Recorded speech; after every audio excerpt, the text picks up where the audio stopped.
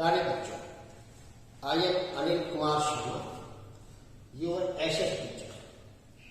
आज आप राजनीति विज्ञान के लेसन नंबर 6 राजनीतिक दल इसके विषय में बताएंगे। देखिए, सबसे पहले राजनीतिक दल होते ही क्या है? लोगों का ऐसा समूह या संगठन जिनका उद्देश्य सत्ता को प्राप्त करना होता है, उसे हम राजनीतिक दल कहते हैं। हमारे देश में अनेक राजनीतिक दल पाए जाते हैं, लेकिन दलों की प्रकार में मुख्य रूप से दो ही प्रकार होते हैं, राष्ट्रीय दल और क्षेत्रीय दल। राष्ट्रीय दल क्या होते हैं? वे राजनीतिक दल जिनका प्रभाव पूरे देश में होता है, उन्हें हम राष्ट्रीय दल कहते हैं।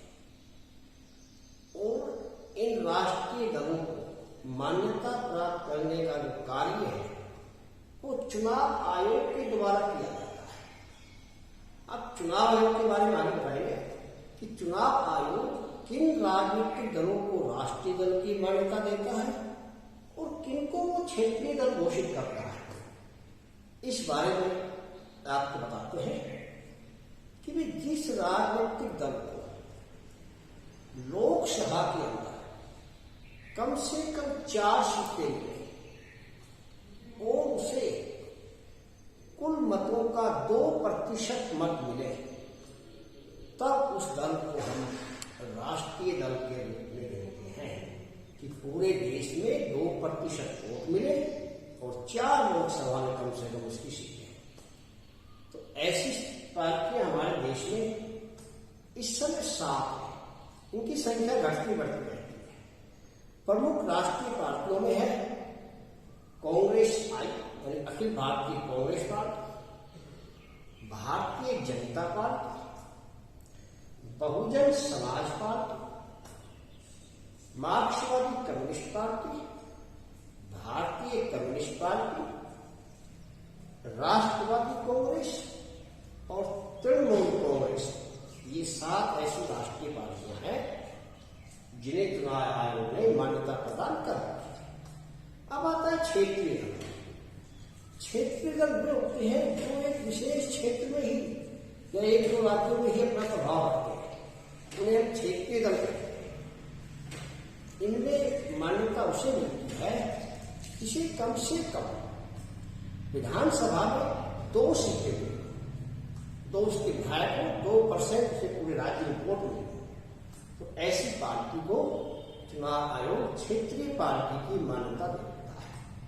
इन क्षेत्रीय पार्टियों में जननायक जनता पार्टी, शिरोमणि अकाली दल पंजाब में है, तेलुगु देशम पार्टी है, डीएमके और एआईडीएमके है, असम गण परिषद है, इस प्रकार की शिवसेना है।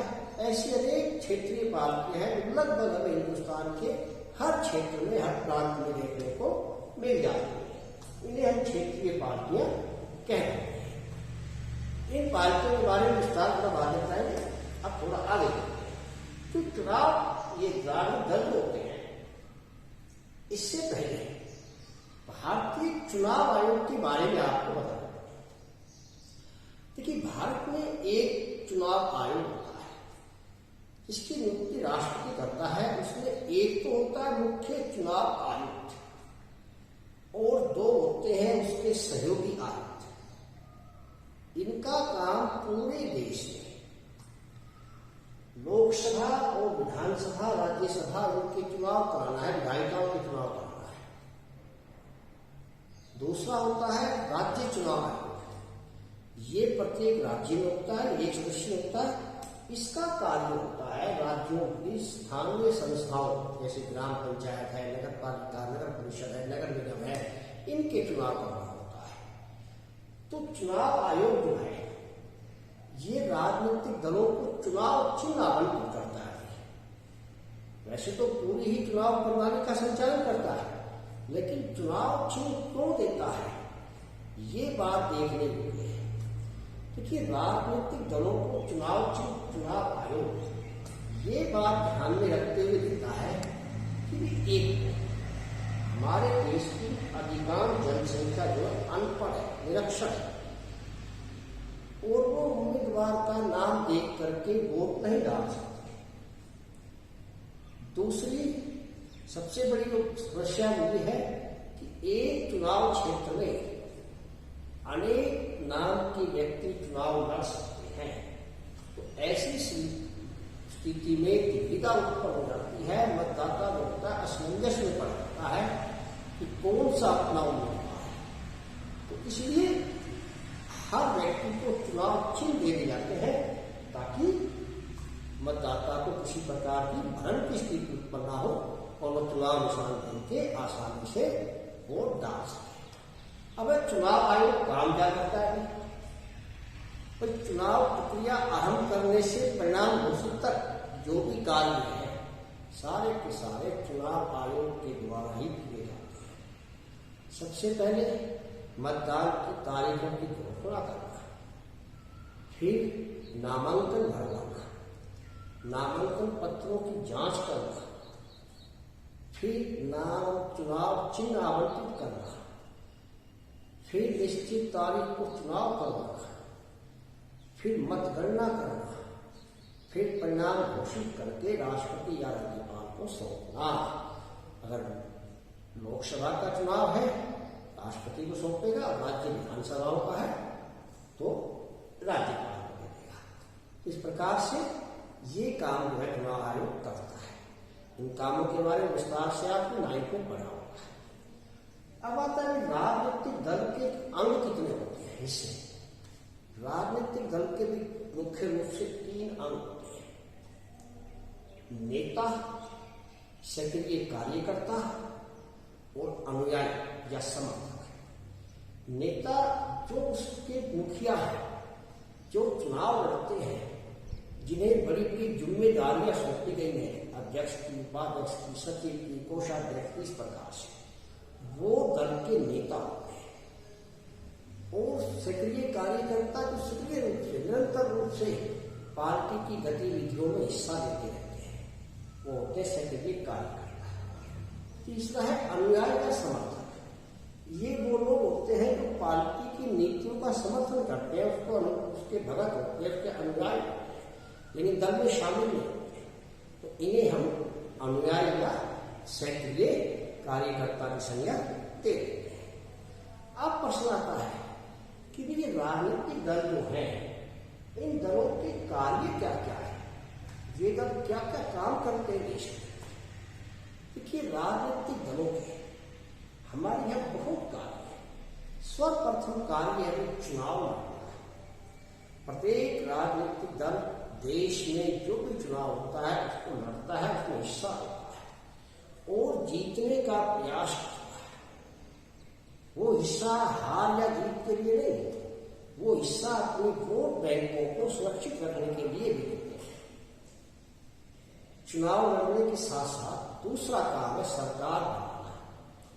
क्योंकि प्रत्येक राजनीतिक दल किसी भी प्रकार से जोड़ तोड़ करके सरकार बनाने का प्रयास करता है कि मेरी सरकार बने, कैसी बने, ये उसका हमेशा प्रयास रहता है कि सत्ता को प्राप्त किया जाए और ऊंचे पदों पर बैठा जाए। ये दल का दूसरा कार्य है। जनमत का निर्माण करना। प्रत्येक राजनीतिक दल जनता को गोलबंदी करके, लामबंद करके अपने पक्ष में करने का प्रयास करता है। ये उसका प्रमुख उद्देश्य भी होता है, क्योंकि इसीलिए वो हर दबाव समूह का समर्थन करते हैं ताकि जनता को लामबंद करके अपने पक्ष में किया जा सके। क्या है? जनमत का निर्माण किया जा सके। सरकार की आलोचना करना।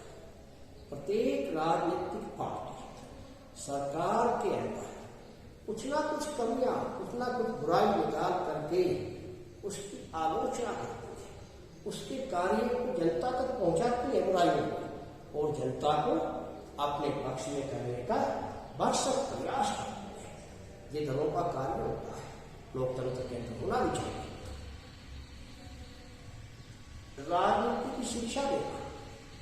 देखिए, राजनीतिक दल ही लोगों को राजनीति करना सिखाते हैं।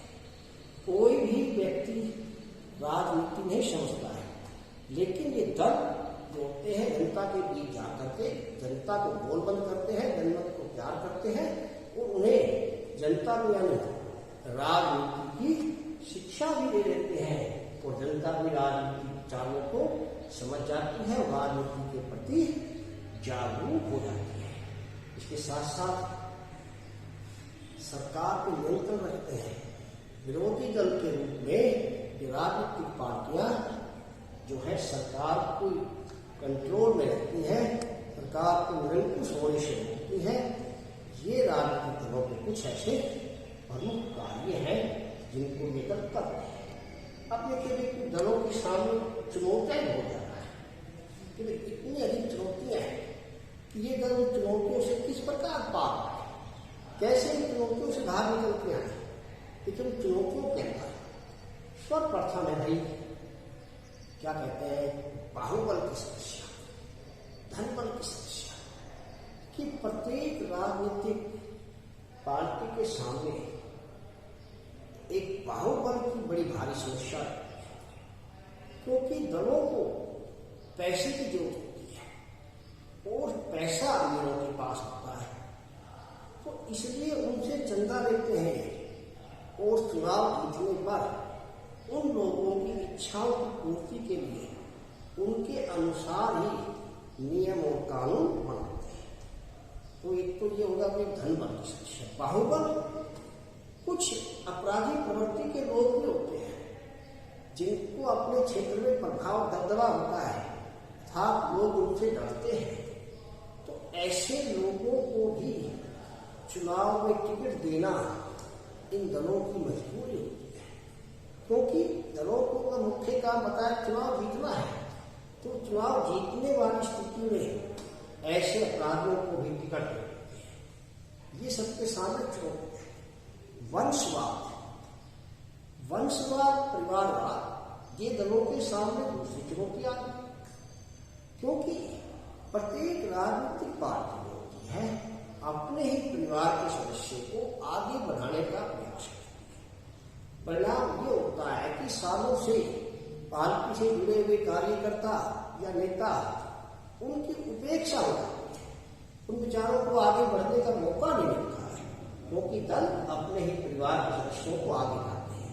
किसी भी पार्टी में, कांग्रेस को देखिए, जवाहरलाल नेहरू, इंदिरा गांधी, राजीव गांधी, अब राहुल गांधी, सोनिया गांधी, ये चल रहे परिवार है। क्यों? क्योंकि प्रत्येक पार्टी के सामने सबसे बड़ी चुनौती होती है कि अपने को ही आगे बढ़ाने का प्रयास करते हैं। तीसरी चुनौती है विकल्पहीनता। देखिए, दलों के सामने विकल्प ही नहीं होते कि किस क्षेत्र में किस कैंडिडेट को टिकट दिया जाए, क्योंकि जीतने वाले कैंडिडेट को टिकट देना उनकी मजबूरी होती है, जीतने वाले उम्मीदवार को टिकट देना। अगर वो पार्टी उस उम्मीदवार को टिकट नहीं देती या दूसरे किसी योग्य को टिकट देती है, तो वो उम्मीदवार निर्दलीय खड़ा होकर के पार्टी को हराने का काम करता है, उसको जिताने का काम नहीं करेगा। खुद ना खुद जीतेगा, ना पार्टी उम्मीदवार को जीतने देगा, अर्थात उसे हराने का प्रयास में लगे रहते हैं। ऐसे एग्जाम्पल आप हर चुनाव में खुद भी देख सकते हो। क्या आपकी चारों तरफ है, पार्टी के सामने मजबूरियां होती है कि दो को टिकट दे दिए, दूसरा आप पर इलेक्शन में खड़ा हो जाएगा। तो ये जो है कुछ ऐसी चुनौतियां हैं जो राजनीतिक दलों के सामने एक समस्या के रूप में खड़ी हुई है। अब प्रश्न आता है कि इन समस्याओं का समाधान क्या है? ठीक है, देखो, इनका समाधान बहुत आसान है। सर्वप्रथम तो कानून बनाना चाहिए कि कानून बनाकर राजनीतिक दलों में दल बदल पे रोक लगाई जाए, क्योंकि दल बदल की जो प्रक्रिया है इसमें नेता पार्टी बदल के दूसरे से टिकट ले लेते हैं, चुनाव में खड़े हो जाते हैं या निर्दलीय खड़े होते हैं। तो उनके दल बदलने पर एक प्रतिबंध लगे, क्योंकि राजीव गांधी के शासनकाल में कानून बना था कि कोई भी पार्टी तब तक दल बदल नहीं कर सकती जब तक उसके एक तिहाई सदस्य पार्टी को नहीं छोड़ेंगे। ठीक है, इतने वो पार्टी अपने को है बदल नहीं सकती है। ये नियम बना है कि इस नियम को और ज्यादा कठोर करने की जरूरत है ताकि कोई भी व्यक्ति अपने चुनाव क्षेत्र में चुनाव जीतने के बाद दूसरी पार्टी में शामिल न हो जाए। दूसरा क्या किया है कि दल बदलने के ऊपर अगर वो MP MLA है और कोई पार्टी को छोड़ता है तो उसकी जो सदस्यता है उसको निरस्त रद्द कर दिया जाता है कि भाई अब आपको दोबारा चुनाव लड़ना पड़ेगा, क्योंकि आपने जिस पार्टी के झंडे के नीचे चुनाव लड़ा है आप उस पार्टी को छोड़ रहे हैं और जनता ने आपको उस पार्टी के नाते वोट दी थी, तो दोबारा चुनाव लड़ना। तो इससे क्या है कि लोगों के अंदर या उम्मीदवारों के अंदर एक भय का वातावरण रहेगा कि पार्टी छोड़ गई तो हमारा पद भी चला जाएगा और दोबारा पता नहीं जनता हमें जिताएगा ना जिताए। तो इस प्रकार भी हम इन दलों को सुधार सकते हैं। इधर चुनाव का खर्चा सरकार वहन करती है, क्योंकि भाई राजनीति में धन खर्च होता है और लोग धन के लालच में कई उम्मीदवार जो होते हैं जनता को गुमराह करके वोट हासिल करने का प्रयास करते हैं। तो ऐसी स्थिति में धन सीमित कर दिया जाए और उसको सरकार वहन करे, ऐसा नियम बना करके कि भाई चुनाव लड़ने वाला खर्चा सरकार उठाएगी, जो है राजनीति में दलों को हम थोड़ा बहुत सुधार सकते हैं। इनमें बदलाव की आवश्यकता है। पूर्ण रूप से सुधारना संभव नहीं है, यहाँ कुछ हद तक इस पर रोक लगाई सकते हैं। आपराधिक प्रवृत्ति वालों के ऊपर रोक लगाई जाए। जो अपराधी प्रवृत्ति के लोग हैं उन्हें चुनाव लड़ने से वंचित किया जाए। उनका जीवन, उन्होंने क्या अपराध किया है, एक शपथ पत्र के माध्यम से चुनाव आयोग को देना चाहिए और जनता के सामने प्रदर्शित करना चाहिए, ताकि जनता अपने उम्मीदवार की योग्यता, उस पर कौन कौन से केस चल रहे हैं, कितनी उसके पास परिसंपत्ति है, कितनी चल संपत्ति है, कितनी अचल है, कितनी उसकी पत्नी के पास है, इन सब का विवरण दर्ज हो, ताकि उम्मीदवार अपनी पसंद उम्मीदवार को जनता जो है अपनी पसंद से वोट दे सके। इस प्रकार के कुछ कार्य ऐसे हैं जिन्हें हम करके दलों को हम काफी हद तक सुधार सकते हैं। अब आता है दलों में भाई कितने प्रकार सरकार जो होती है किसकी बनती है। देखिए, एक तो होता है भाई एक दलीय, एक होती है द्विदलीय, एक होती है बहुदलीय। हर देश में अलग अलग दलों की सरकार होती है। एक दलीय का मतलब यह होता है इसमें राजनीति में एक ही दल होता है और उस एक दल के झंडे के नीचे ही चुनाव लड़ना होता है। हर क्षेत्र में जितने वहां चुनाव क्षेत्र होते हैं उनमें जितने चाहे व्यक्ति खड़े हो सकते हैं, लेकिन वो सारे उसी दल के अनुयायी रहेंगे और उसी दल की नीतियों का अनुसरण करेंगे। जीत करके उनमें से एक व्यक्ति आता है, तो वहां हमेशा एक ही दल की सरकार होती है। ऐसी सरकार को हम एक दलीय सरकार कह देते हैं।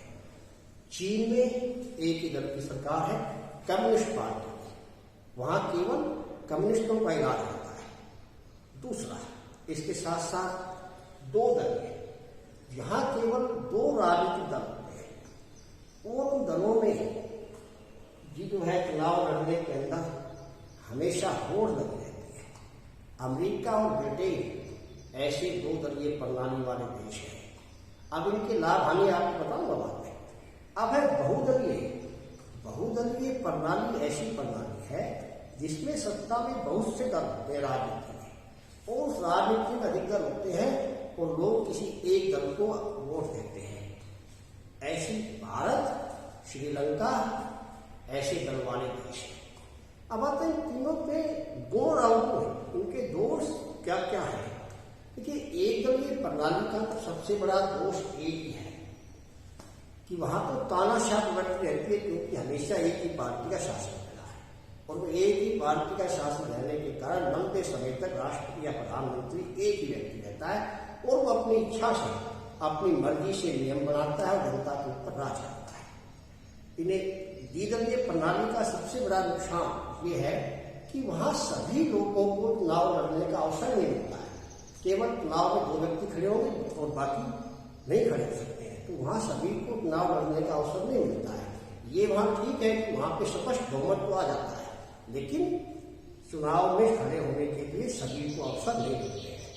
बहुदलीय प्रणाली का सबसे बड़ा दोष तो ये है कि यहाँ अल्पमत वाला भी शासन कर जाता है। मैं आपको एग्जाम्पल देता हूँ। माना किसी चुनाव क्षेत्र के अंदर 5 उम्मीदवार चुनाव लड़ रहे हैं और उसमें केवल 100 मतदाता है।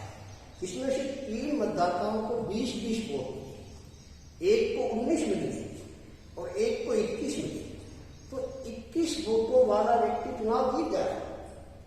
और जबकि 79 वोट उसके खिलाफ में है, उसके विरोध में है, तो ये शासन होता है, इसमें यही कमी है।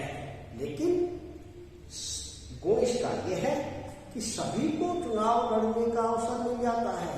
कोई भी चुनाव में खड़ा हो सकता है, इसे राजनीतिक दल टिकट ना दे, निर्दलीय भी खड़ा हो सकता है। इन सबको समान रूप से अवसर मिलता है।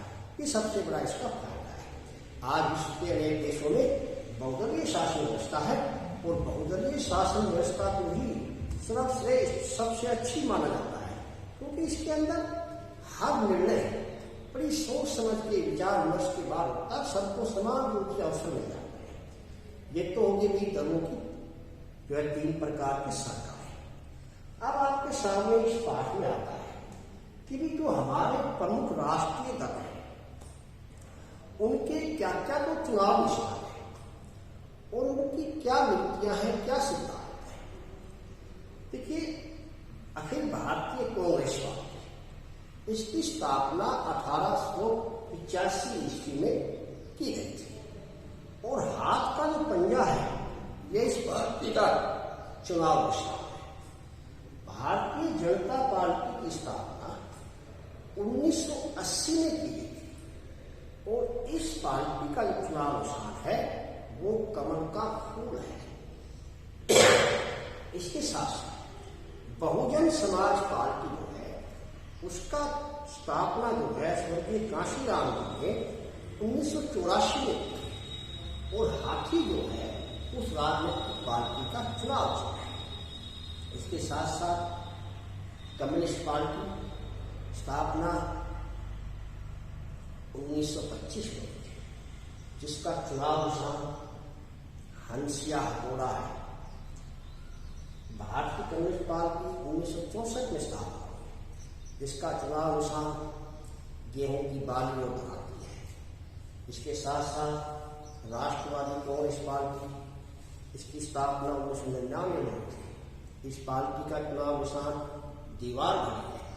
इसके साथ साथ टीएमसी, तृणमूल कांग्रेस, ये भी राष्ट्रीय दल में शामिल है। इसका चुनाव का निशान जोड़ा घास का फूल है। ये कुछ राष्ट्रीय दल थे। अब आता है दलों की नीतियां और सिद्धांत। देखिए, कोई भी राजनीतिक दल है, अधिकांश सभी की नीतियां और सिद्धांत मिलते जुलते होते हैं, क्योंकि सभी जन कल्याण के लिए, जनता के हितों के लिए अपनी घोषणा पत्र जारी करते हैं। जिनमें समानता होती है वो मैं आपको बता देता हूँ। कुछ समानता के अंदर भाई हमारी सरकार आई तो हम शिक्षा के क्षेत्र में ये बदलाव करेंगे, किसानों के लिए ये कार्य करेंगे, रोजगार देंगे, यानी जितने भी जन कल्याण के कार्य हैं उन सबके वायदे हर राजनीतिक पार्टी करती है। लेकिन जो इनकी मुख्य नीतियां हैं, सिद्धांत अलग से हैं, उन्हें बता रहा हूं, वो आप ध्यान से सुने, बाकी तो आप सारे को एक ही लिखेगा। सबसे पहले कांग्रेस को देखते हैं। कांग्रेस की नीतियों में शामिल था भी गरीबी हटाओ, कि अगर कांग्रेस पार्टी सत्ता में आएगी तो देश में से गरीबी हटाने का प्रयास किया जाएगा। ठीक है, देश में धर्मनिरपेक्ष राज्य होगा कि देश के अंदर सभी धर्मों को समान रूप से प्रतिनिधित्व दिया जाएगा, सबको बराबर समझा जाएगा, कोई राज धर्म नहीं रहेगा। तो ये कांग्रेस के विशेष सिद्धांत है। इसके साथ साथ बीजेपी, देखो बीजेपी के प्रमुख सिद्धांतों में थे राष्ट्रवाद, कि भाई देश में राष्ट्रवाद के विचारों का प्रोत्साहन दिया जाएगा, भारतीय संस्कृति और सभ्यता को महत्व दिया जाएगा, जम्मू कश्मीर से धारा 370 को समाप्त किया जाएगा, जो कि कार्य पूरा कर देगा, समाप्त कर देगा। ठीक है, अयोध्या में राम मंदिर का निर्माण कराया जाएगा, जो निर्माण कार्य भी चल रहा है। तो ये कुछ ऐसे सिद्धांत थे इस पालकी के विशेष, जो इसने पूरे भी किए हैं कुछ, और कुछ पे भी मंथन चल रहा है। इसके साथ आता है बहुजन समाज पार्टी। उसकी मुख्य नीतियों में है कि भी अनुसूचित जाति जनजाति और पिछड़े वर्ग को, अल्पसंख्यक समुदाय को अधिक महत्व दिया जाएगा, पिछड़ी जातियों को, लोगों को, और उनके अधिकारों की रक्षा की जाएगी। ये उसका विशेष सिद्धांत है। दोनों कम्युनिस्ट पार्टी, भारतीय कम्युनिस्ट पार्टी, मार्क्सवादी कम्युनिस्ट पार्टी, दोनों ही मजदूरों की पार्टियां हैं और मजदूरों की नीतियां और सिद्धांतों के ऊपर टिकी हुई है। ये मजदूरों के हितों को बढ़ावा देने का प्रयास करती है और मजदूरों के लिए अनेक प्रकार के अपने चुनाव घोषणा पत्र में प्रावधान भी कर रखे हैं। राष्ट्रवादी कांग्रेस पार्टी, उसकी प्रमुख नीतियों में है कि भारत के अति महत्वपूर्ण पद, जैसे राष्ट्रपति का पद है, प्रधानमंत्री का पद है, सर्वोच्च न्यायालय के न्यायाधीश का पद है, इन पदों के ऊपर विदेशी मूल का नागरिक ना हो, भारतीय मूल का ही नागरिक हो। ऐसी जो है इस पार्टी की नीतियां हैं। साथ साथ टीएमसी के लिए अल्पसंख्यक, जो संख्या में कम है, मुसलमान वर्ग जैसे हैं, उनके हितों की रक्षा, उनको अपनी तरफ आकर्षित करना, ये इस पार्टी के प्रमुख नीतियां व सिद्धांत हैं। इसके अतिरिक्त आप सभी पार्टी की नीतियों को मिला करके एक करके भी लिख सकते हैं। ये तो आगे आपके सामने भी राजनीतिक दल। अब आता है कि दबाव समूह और राजनीतिक दलों के बीच फर्क क्या होता है, तो अंतर क्या होता है। तो मैंने आपको बताया, राजनीतिक दल लोगों का ऐसा समूह या संगठन जिनका उद्देश्य सत्ता को प्राप्त करना होता है, उसे हम राजनीतिक दल कहते हैं। जबकि दबाव समूह लोगों का ऐसा समूह या संगठन जो अपने उद्देश्य की पूर्ति के लिए सरकार पर दबाव डालते हैं, उसे हम दबाव समूह कहते हैं। दल चुनाव लड़ते हैं, जबकि दबाव समूह चुनाव नहीं लड़ते। दल राजनीति में हिस्सा लेते हैं, दबाव समूह राजनीति में हिस्सा नहीं लेते हैं। तो ये कुछ राजनीतिक दलों में और दबाव समूहों के बीच अंतर है। अब कुछ हमारी क्षेत्रीय पार्टियां हैं, तो वो क्षेत्रीय पार्टियां का महत्व जो है आज बहुत ज्यादा बढ़ गया है। क्यों बढ़ गया है, क्या कारण है कि क्षेत्रीय पार्टियों का महत्व देश में बढ़ता ही जा रहा है। देखिए, क्षेत्रीय पार्टियां वो राजनीति को प्रभावित इसलिए कर देती है क्योंकि हम देख रहे हैं कि पिछले विगत कुछ सालों में हमारे देश में किसी भी एक राजनीतिक दल को स्पष्ट बहुमत नहीं मिला है। तो ऐसी स्थिति में क्षेत्रीय दलों के सहयोग से सरकार बनानी पड़ती है, और जब सरकार में क्षेत्रीय दल शामिल हो जाते हैं तो ये क्षेत्रीय दल अपने क्षेत्र की विशेष समस्याओं को संसद में उठाते हैं और उन्हें मनवाने का प्रयास करते हैं। क्योंकि सरकार का भी जिम्मेदारी बन जाती है कि यदि हमने इस सांसद के चुनाव क्षेत्र की समस्या को दूर नहीं किया तो ये पार्टी हमारे से समर्थन वापस ले लेगी, और समर्थन वापस ले लेगी तो हमारी सरकार गिर जाएगी। परिणाम ये होता है कि क्षेत्रीय दलों के राजनीति में सरकार में शामिल होने से पूरे देश का, समूचे देश का विकास होता है और हर देश की समस्या संसद के सामने आ जाती है। तो इन क्षेत्रीय दलों का जो महत्व है ये बहुत ज्यादा आज के युग में बढ़ गया है, क्योंकि इनके बिना सहयोग के कोई सरकार का निर्माण नहीं हो सकता है। अब आता है गठबंधन सरकार। देखिए, जब विधानसभा में या संसद में किसी एक राजनीतिक दल को स्पष्ट बहुमत नहीं मिलता है तो समान विचारों वाले राजनीतिक दल मिलकर के सरकार का गठन करते हैं। ऐसी सरकार को हम गठबंधन सरकार कह देते हैं, मिली जुली सरकार कह देते हैं। हमारे देश में 1989 में भी मिली जुली सरकार थी, उसके बाद 91 में मिली सरकार थी, 96-99 के अंदर मिली जो सरकार थी, 2004 में भी अनेक पार्टियों की मिली हुई सरकार थी। तो ये गठबंधन सरकारें इनका महत्व होता है, क्योंकि इसमें हर पार्टी का सदस्य शामिल हो जाता है और फिर एक मिनिमम साझा प्रोग्राम, कॉमन प्रोग्राम बनाते हैं साझा, और उसमें ऊपर सरकार चलती है।